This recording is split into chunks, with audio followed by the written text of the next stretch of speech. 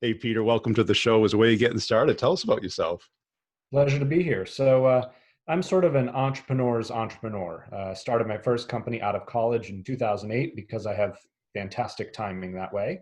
Had no idea under the sun what I was doing. Spent years toiling away, thinking that business was about a certain number of things and lots of trial and error and lots of wasting money. And finally, around 2013 or so, we started to land our first big clients. It's in my marketing agency. And from there, we took off and we ended up on the Inc. 5000 list of fastest growing companies in America for 2 years in a row.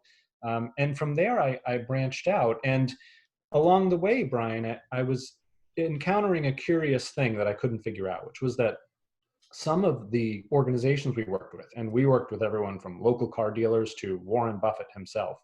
Some of these organizations would take our strategies and just like crush it, but others blew up on the launch pad. I mean, they could not get out of their own way to save themselves. It was infighting and politics, and I couldn't figure out, like, how did these executives get to a position, they're obviously smart people, that they can't move their organizations forward. And as I looked further into it, what I ended up figuring out was at the root of all this is a fundamental lack of honesty in business. And so what I set out to figure out was, leaders and organizations that use honesty, strategically, not as a touchy-feely core value, but, ingrained in their organizations, how did they do? And what I found was that they achieved explosive results. And that's why I ended up writing a book about it. Cool. And how'd you get involved in marketing to begin with? We didn't. We started as a we started in video production. We were making Okay. like $800 videos for local car dealers. It was exactly as glamorous as it sounds. Yeah. And so, over time, we got hired by other marketing agencies, and we said to ourselves, like, these agencies, they're not very good. They don't take care of their customers very well. They don't seem to care how they even do. Their strategies aren't very smart. We could do this, right? Classic entrepreneur. Oh, I Yeah. could do this. Now, the problem with saying that is you actually have to go out and do it. Yeah. So we basically rebranded ourselves and said, well, we're no longer video production. Now we're a marketing agency. And we got into a couple pitches and lost a couple pitches and got into a couple more. And then finally one took hold. And what niche did it become? Was it based around video and you kind of spiraled out, adding other types of content? Exactly. And yeah. Yeah. Started in video, then added social, then added PR. We just sort of bolted on different departments and hired experts in each until we Yeah. were essentially full service. What's funny is now we've sort of come back down the other side and we've started to specialize and hone in because unfortunately in this world, no one likes a generalist, even though a book Right. just came out saying that, the world does need more generalists. But the problem is, back to honesty, that's not what clients want to hear. They think they have specific problem A and they think they need specific solution A. Yeah. And it's not until you get inside that you can begin to illuminate what the actual problems are, which is, a fascinating look into human psychology in and of itself. And when you say honesty, what do you mean? Great question. So let's talk about first what it doesn't mean. It doesn't always mean being exactly forthright with the Right. person sitting across from you. And so, do you have kids, Brian? I do not know. Okay, so anyone with kids, right, will tell you that outright telling them the truth about everything all the time, It's probably not a good idea, not a right? good idea. Honest, probably not helpful. And one of the CEOs in my book makes a great point. He's like, if you're flying in an airplane and the pilots come over the intercom and they say, ooh, I've never seen storm clouds like that before. This might get a little scary. Like, is it honest? Yes. Helpful? No, not at all. So, being honest, I stratify into three different layers. And these are the layers that I've found that leaders and organizations out there that just dominate their industries achieve wildly successful profitability. These are the three levels that they've achieved. The first is honest about the community. In other words, what's going on in the world? How is our society changing? How are our norms and beliefs shifting? You can imagine, right as we're filming this is in the middle of the coronavirus pandemic. That's a big thing happening in society. So we need to be honest about how our culture is reacting to this movement and what kinds of new beliefs and norms are forming. The second level is being honest with and about the others around you. Now, honest with people around you, that's pretty straightforward, right? That is literally being candid with folks and telling them what's true. but we also need to be honest about them, about what their biases are, about how large their ego may be, about Yeah. what beliefs they already have in their head. And so there are a variety of techniques that I use in my book to be able to get honest about people around you. So you're not just assaulting them with your beliefs and therefore coming to a stalemate, which, as I say that, hopefully you're reminded of, like, oh yeah, isn't our country in kind of that divisive mode? And it's because they are. And the final level, Brian, is being honest with and about yourself. And that is the most difficult level by far. It takes a tremendous amount of self awareness to know what your own biases and self limiting beliefs are. There was a tremendous amount of work done with the CEOs in my book on their own biases and belief systems, because without that, they actually end up being the roadblock to their organizations, and they didn't even mean to be. And what I found is that leaders and organizations that get through all three levels end up just dominating their industries. I want to be clear. The book I wrote is not an ethics book. I don't even consider myself to be a particularly honest person. This is a book about making crap tons of money. I Yeah. was as surprised as anyone else to figure out that the secret that unlocks that kind of profitability is, of all things, something we learned when we were in preschool. Well, I'd be curious to hear like a case study or an example of a company that Oh, I've got applied I've this. got plenty. Let's gosh, I've been used so many this week. I hate to tell the same ones over and over again, but one of my favorites is Domino's Pizza. And not because I'm partial to pizza, but I am. It's one of my biases. Love pizza. So I don't know if you remember, Brian, back in 2009, Domino's new CEO went on national television, and in a commercial, he said, uh, "I'm terribly sorry. Our pizza, turns out, is terrible. We apologize, and we are going to fix this, or we're going to make it better." Yeah. And from that point forward, their stock price over the next 10 years appreciated over 3,000%. 3,000% would have made a millionaire if you'd invested back in 2009. So what did they do? In essence, they not only got honest with the, the American public about what they found, but they also got honest with themselves about what even needed to change. And back to leadership biases, the CMO very cleverly went to each of the executives and actually conducted interviews and polled them about what they thought of their own pizza, and then showed them the results of their interviews with customers, and were like, so here's where the data diverges. Now you have a choice. Are you going to ignore this and insist that no, it's fine, we have so and so market share, people will get over it? Or do you get honest with yourself and make a very big change? And they did. They changed their entire organization. They changed the technology they use. They changed the way they engage with their employees. I mean, it was just a remarkably honest transformation that produced ridiculous results. And even today, they are just thriving even through the pandemic. And I can see, as working with marketing people, that honesty is a topic that you'd be passionate about because, There's not a whole lot of it out there. well, I think like the domino situation, that's their niche, right? It was like low end, price over quality, and there was a market for it. They, good delivery, fast, but not good, Hmm. right? And everyone kind of gets used to it. Yep. The problem is when, again, getting honest about the community, when society changes, and if you think about the way we've pivoted, the way we think about health and where we get our food ingredients and non-GMO and all these other things, that was all happening, and they had a decision. They could stay with a poor quality because that Right. was their niche, or they could say to themselves, you know what, if we're honest about what's really going on here, I don't think this pivot towards health is going away, and we need to do something about it. Most organizations sadly don't. They wait until it's too late. Yeah. And I tell the very first story I tell in my book is the story of Blockbuster and Netflix. Blockbuster had so many opportunities to see the writing on the wall for how people were consuming entertainment.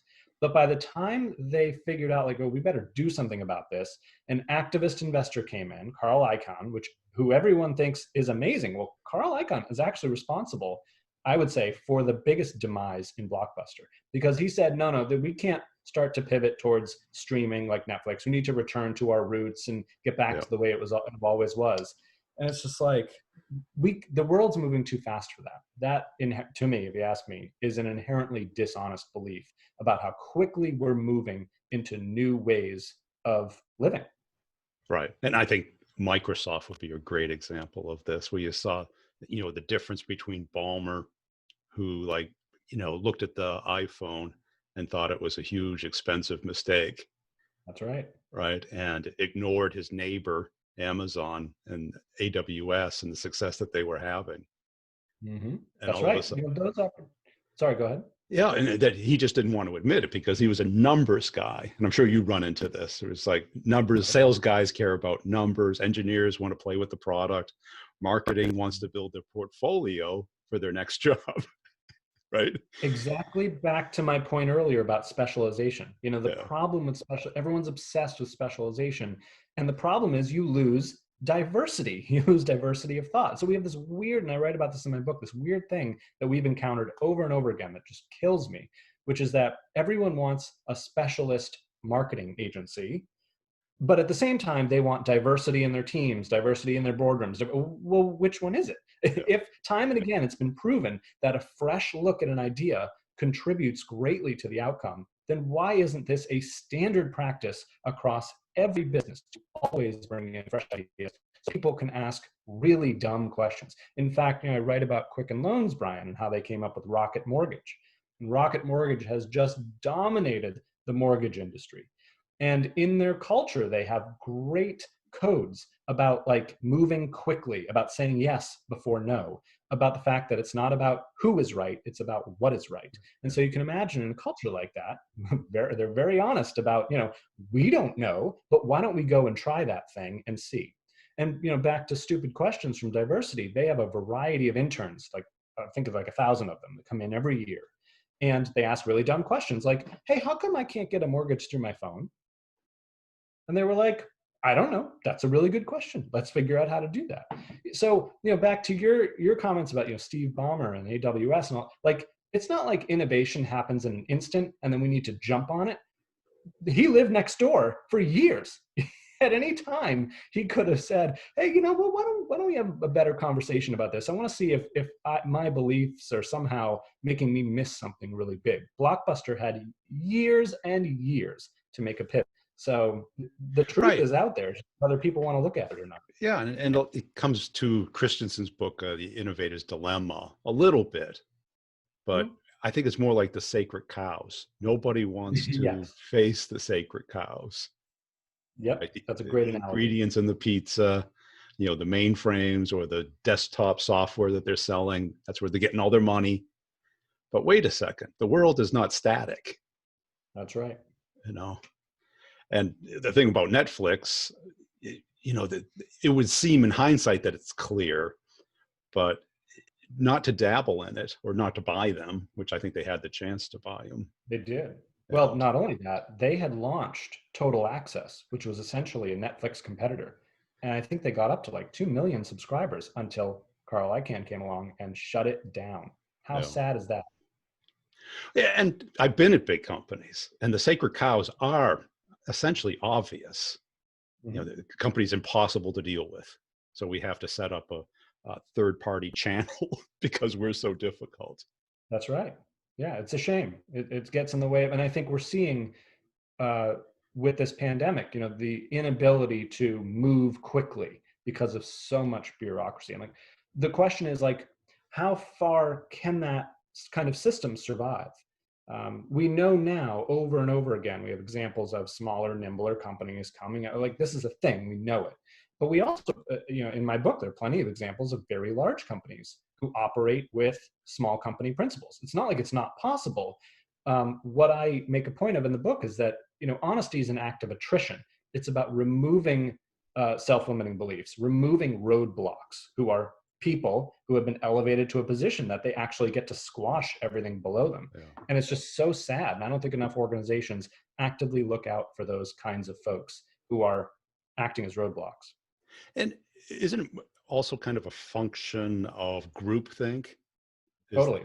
everyone's kind of protecting their little fiefdom and their role and where they want to go. And the That's companies right. that can move fast as authoritarian owner of the business that makes things happen.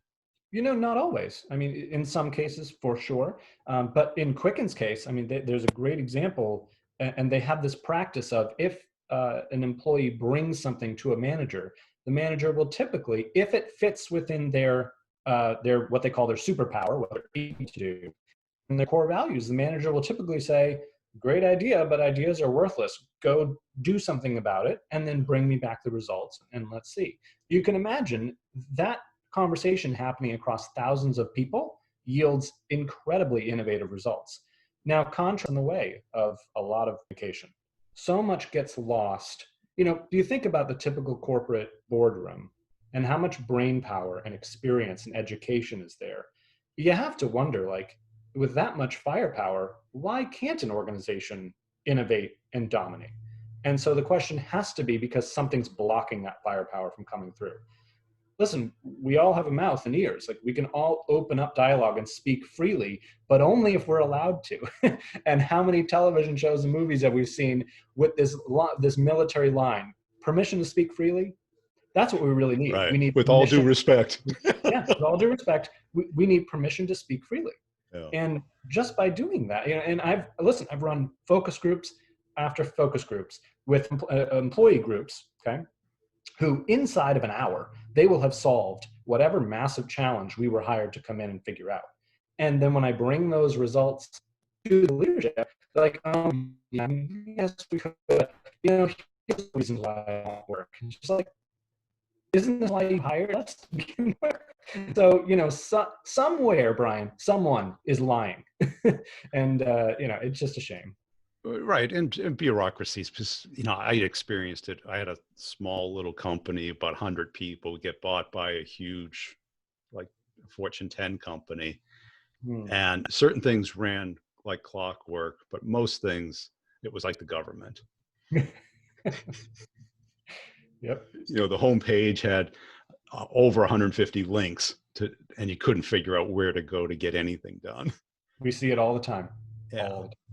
And I think maybe a chief honesty officer, somebody that can really just walk around with a lie detector and Yep, point out the bullshit. Exactly right. I mean, we laugh about it, but can you imagine the results a position like that would get? Yeah. That's it. And how do you do it with your clients? I'm sure if there's any department where honesty is needed, it's marketing. My answer is we do it to the best of our ability. Yeah. We do it and the reason I say it that way is because what is effective, right? If we come in and we're working with, and this happens all the time, we're working with like a VP of marketing or a director of marketing. Usually they know exactly what to do. The problem is they're dealing with a C-suite executive who's their boss, a COO, CEO, who has their own list of priorities and won't. And there's this odd relationship that happens where, like, we're able to give backup to the position we're working with, but there's a risk, right? If you go 2 levels or 1 level above and you sit everyone down, does the person in the middle get fired? Do they get looked at like, you wasted my time? So there's this defensive posturing prevents a lot of things. So what do we end up doing? Well, like a cruise ship, we end up turning the thrusters on in the back a little bit at a time and seeing how we kind of pivot things without getting anyone fired, right? But on the other side, we've worked in organizations where the leader was like, hey, listen, I'm going to hire you to do this. If you don't achieve the result, I'm going to fire you. But also, I'm not going to get in your way. Like, this is your job. Go and do it. Brutally honest way to go about business. And for those organizations, we just explode their sales. And we've gotten 500-600% returns for customers who are just willing to get out of their own way. Yeah. And do you turn down business when you're getting the sense of? Listen, there's plenty of crazy business owners out there. So we've encountered our fair share of insanity and waste. We worked with a college once and the president was obsessed with billboards.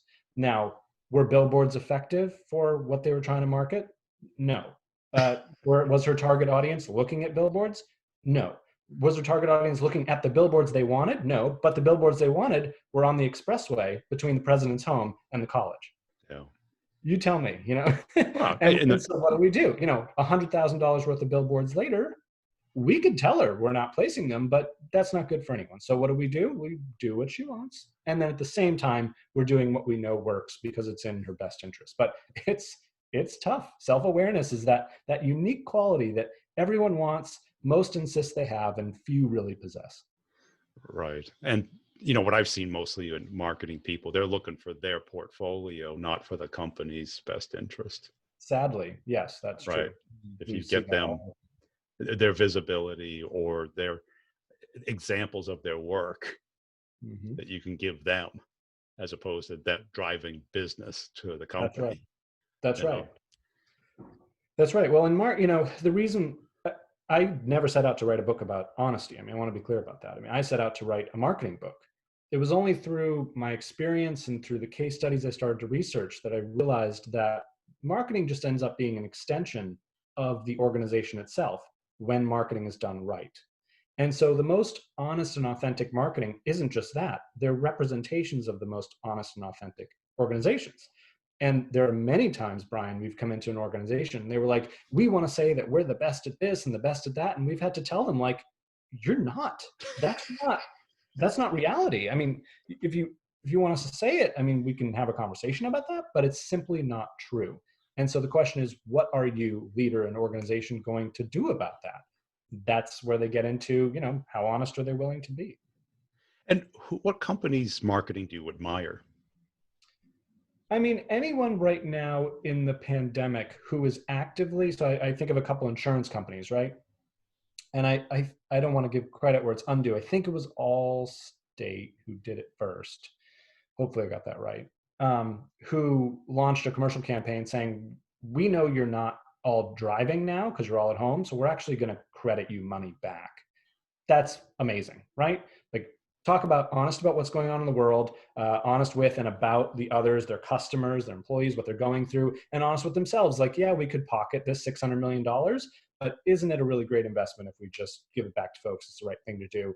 What a remarkable way to go out and market. And that is great, honest self-awareness. Yeah. Whereas, I was watching and it was like March, and car companies thought they were really smart because they were like, hey, when you come buy a car, you don't have to pay us for several months, and we're going to do 0% financing. And it's like, well, wait a second, does anybody really need to go out and buy a car in the middle of a pandemic? I mean, really? So Yeah, in some ways if you're not they driving. like thought it through, but only in their own best interest. You know what I mean? Yeah. And where do you see marketing going? uh, so here's the thing, right? What I say in my book is that we're moving towards near transparency. We all have a smartphone. Everyone somewhere is recording what's going on. We're going to reach a time, Brian, where it's not going to pay to be anything but honest and transparent, No. because what, like, the word of last year was whistleblower, right? It was like whistleblower this, whistleblower that. We're only going to have more of that because we're going to have the photos and the videos and the evidence. Turn on Netflix. I mean, their Dirty Money series, or right now they have a series about how the media influences courtroom decisions. I mean, all of these issues are coming to light. I don't think that fraud is going to be a profitable business model going forward. So in that arena, the question is, what do you do?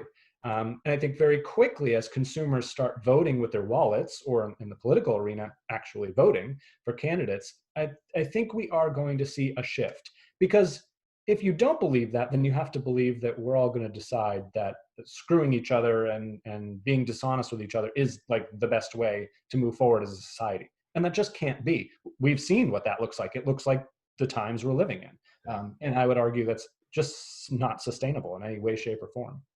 Yeah, I think you're right on, because everybody now has their own TV show, their own radio show, their own newspaper, That's right. and anytime somebody even feels slightly cheated or misled, they let everybody know about it, and it It's turns into a Facebook nightmare. palooza. Yeah, it's Yeah, true. And I think we're also going to reach a point where, I mean, listen, Siri's listening to me right now. Okay.